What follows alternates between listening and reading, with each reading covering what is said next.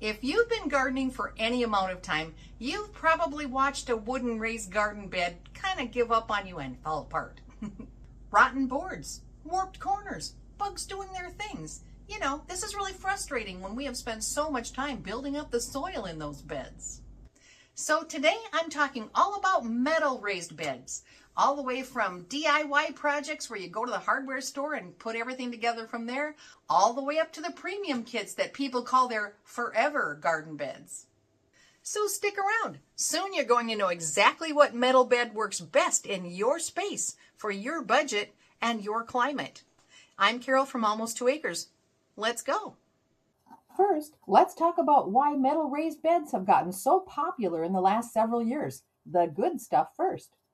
A well-made metal bed can easily last 10 to 20 years with almost zero maintenance. No rot, no termite damage, no boards warping after a wet spring.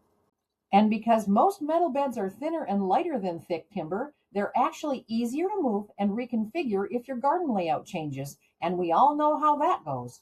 Now the honest cons. Metal has a higher upfront cost than basic lumber, especially once you get into the premium kits. And in a really hot climate, metal can warm your soil faster and dry it out more quickly in full sun, which is actually great in early spring when you want that soil to wake up. But it means you'll want to mulch well once summer heat arrives. The other thing to watch out for, especially on cheaper options, is sharp edges. Some budget kits cut corners, literally, and those raw metal edges can be a hazard if you're kneeling down or if you have kids and pets around. That's something we'll talk about at each level. Okay, starting from the most budget-friendly option, building your own metal beds from raw materials. The most common approach here is corrugated roofing panels, the kind you can grab at any hardware or farm supply store.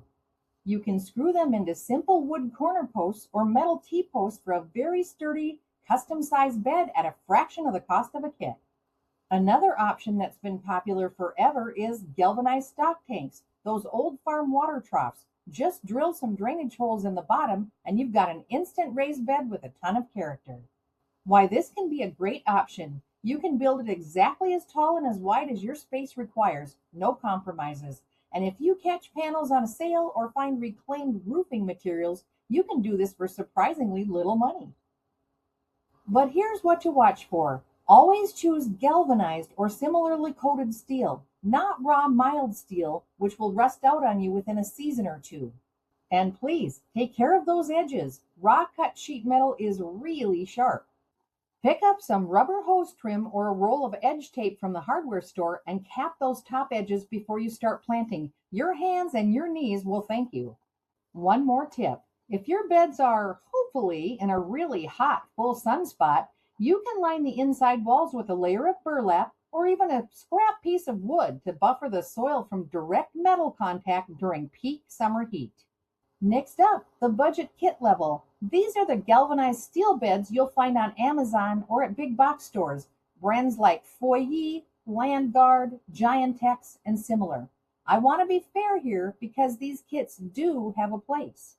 They typically run $75 to $120 for a decent-sized bed, and they ship affordably because the metal is lightweight. They are a reasonable way to test whether you even like metal beds before committing to something more expensive. The metal on these is usually around 0.5 to 0.8 millimeters thick, which is on the thinner side. You may notice the sides flex a bit under the weight of wet soil, and over time some bowing can happen, especially on longer beds without good crossbars. The galvanized coating does the job, but it's not going to give you the multi-decade lifespan of more advanced coatings. My honest take? These are great starter beds. If you're new to metal raised beds on a tight budget or just want to fill in a few extra spots in the garden, a budget kit can absolutely work. Just go in with realistic expectations. Think 5 to 8 years in most climates, and check that the kit includes crossbars to help those walls hold their shape.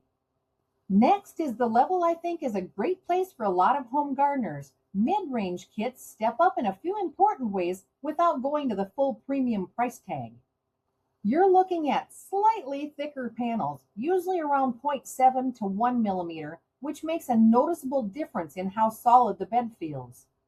Push on the side of a budget kit versus a mid-range kit and you'll immediately feel it. They also tend to have better cross-bracing systems built into the design, so fully loaded beds hold their shape much better.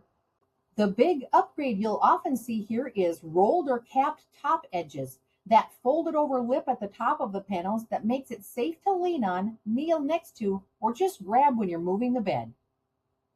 That's a quality of life improvement that matters every single time you're out in the garden. Coatings are also a step up. Better quality galvanized finishes, sometimes powder coated paint and different color options to match your garden aesthetic. For many gardeners, this level hits the right balance. You're getting a bed that's sturdy, safe, and attractive without the premium price tag. If you've already tested a budget kit and you're ready to invest a little more in the next round of beds, this is a really satisfying upgrade. And now we get to the premium level. Brands like Birdie's, Vigo, and Vajayga. These are the beds people call their forever garden beds. And once you understand what goes into them, the price tag actually starts to make sense. The biggest difference is the steel coating technology. Most premium kits use either LU zinc steel, that's 55% aluminum and 43% zinc, or newer zinc aluminum magnesium coatings, which add magnesium into the mix. Why does this matter? Standard galvanized steel in corrosion tests degrades significantly faster.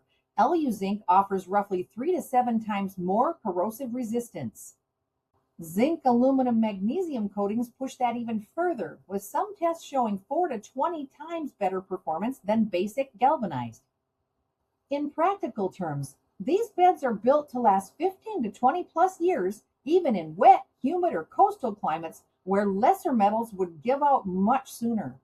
The design is also a completely different experience. Most premium kits are modular, meaning a single kit can be reconfigured into different shapes and sizes. This is fantastic if you have an awkward corner to fill or if your garden plans evolve over time. The corrugated or ribbed panels are incredibly stiff even when fully loaded with soil. The hardware is rust resistant. The corners are engineered with brackets that actually hold everything square, and those rolled top edges come standard. Yes, they're expensive. A large premium bed can run hundreds of dollars, but if this is a permanent garden space you're going to tend for years, the cost per year math actually starts to look pretty reasonable. Check out my affiliate links in the description so you can see which kits you may want in your own garden. So how then do you actually choose? Go DIY or budget kit if you're testing a new garden location, you're working with a strict budget right now, or you enjoy a good DIY project and you're comfortable handling sheet metal safely. Go mid-range if you want something that holds up well, has safe edges, and looks polished in the garden without paying top dollar. This is probably the right move for most home gardeners who know they're committing to a bed location for the next several years. But you know what? You don't have to pick just one level. I know plenty of gardeners, myself included, who have a mix. Some beds are scrappy DIY builds in spots where I'm still experimenting, and other areas are getting premium kits in the main growing areas where I want them to look great and last forever. Figure out which raised bed you want in your garden yet? Stick around because stone and brick are up next. That will be the final video in this 7-video series, so don't forget to watch the other 5 in case you missed those. Until next time, let's figure out what we want in our garden so we can get growing.